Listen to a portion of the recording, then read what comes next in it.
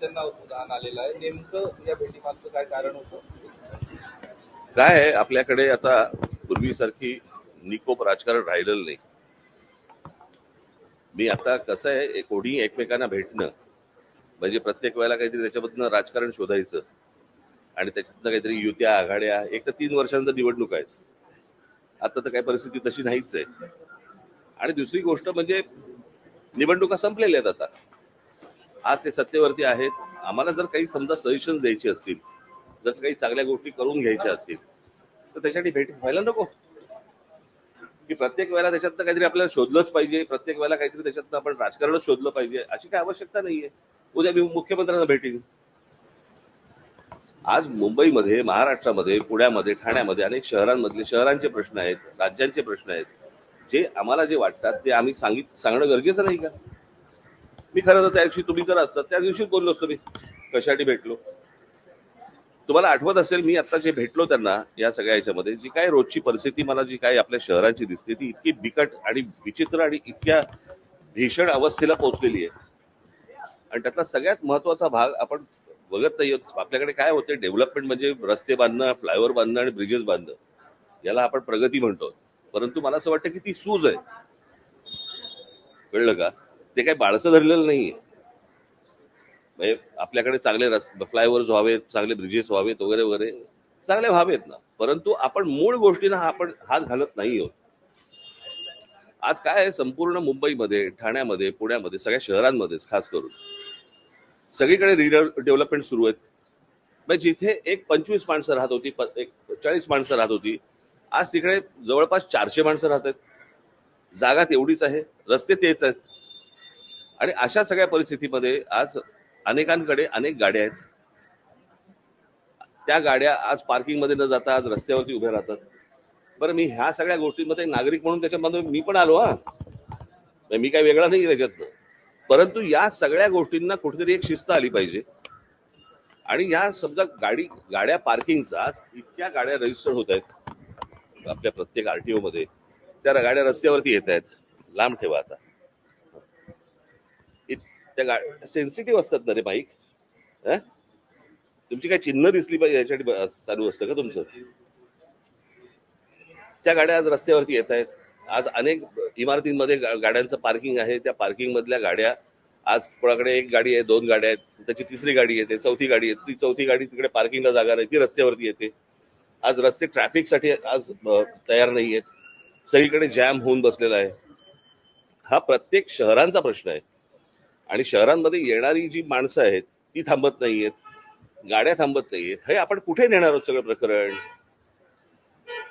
आणि आज मागे हीच गोष्ट मी मुख्यमंत्र्यांना भेटून सांगितली होती, आठवतं तुम्हाला? त्याच्यानंतर मी पत्रकार परिषद घेतली होती. तीच गोष्ट मी आता त्यांच्या कानावरती घातली. ही गोष्ट त्यांनी लगेच ताबडतोब त्या भूषण गगरांना फोन करून त्यांनी सांगितलं की काय करायला पाहिजे ते सगळं करा. आज गाड्या पार्क असतात, कुठेही गाड्या पार्क असतात. आज डबल पार्किंग करतात. हे तुमचे कोणते ओला उबरवाले आले त्यांना तर काय अक्कलच नसते.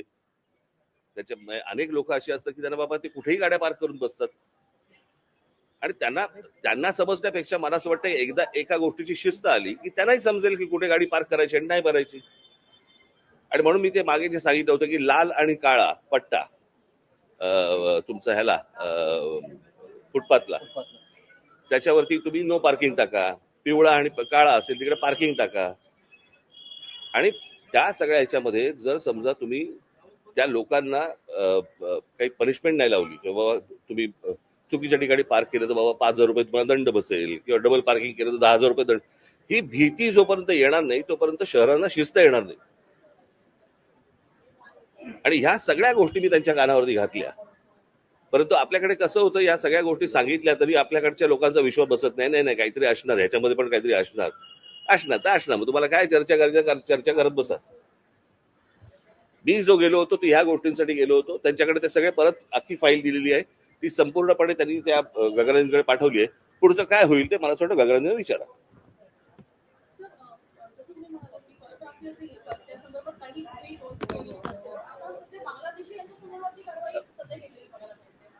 प्रश्न असा आहे ना की या सगळ्या गोष्टींचा विचका झालेला आहे.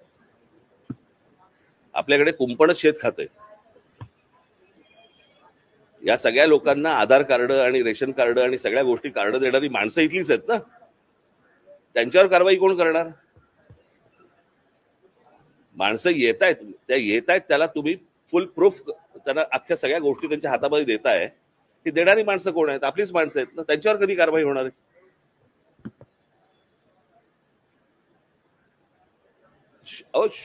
एक शहर आहे, त्या शहरामध्ये किती माणसं येऊ शकतात, किती माणसं राहू शकतात, त्याला काही आकार उकार देणार आहात की नाही आपण? कोणी उठायचं आणि कुठेही जायचं आणि कुठच्याही शहरामध्ये राहायला सुरुवात करायची, असं होऊ नाही शकत. मला असं वाटतं या गोष्टींचा राज्य सरकारने आणि केंद्र सरकारने दोघांनी विचार केला पाहिजे. ज्यांच्याकडे आपण बघतोय जी चांगली शहरं म्हणून बर्बाद होणार झालेलीच आहेत.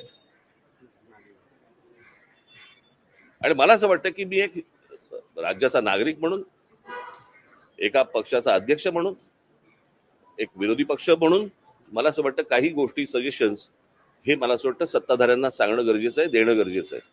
आणि त्याच्यासाठी मी यांना आत्ता नाही परत भेटीन. ह्याच्यानंतर तुम्हाला काय राजकारणाच्या चर्चा करायच्या असतील त्या तुम्ही करत बसा. मी जो गेलो होतो, आणि दुसरी गोष्ट म्हणजे ज्याला मी सुरुवात करताना सांगितलं होतं की एक निकोप राजकारण हे महाराष्ट्रामध्ये पूर्वी होतं की निवडणुका संपल्यानंतर सगळेजण एकमेकांना भेटायचे, काही बोलणं व्हायचं, काही व्हायचं. या सगळ्या गोष्टी आता संपलेल्या आहेत, बंद झालेल्या आहेत. आणि प्रत्येक गोष्ट ही तुमच्याकडे तिरस्कारानेच सगळ्या गोष्टी आपल्याकडे पाहिल्या जातात.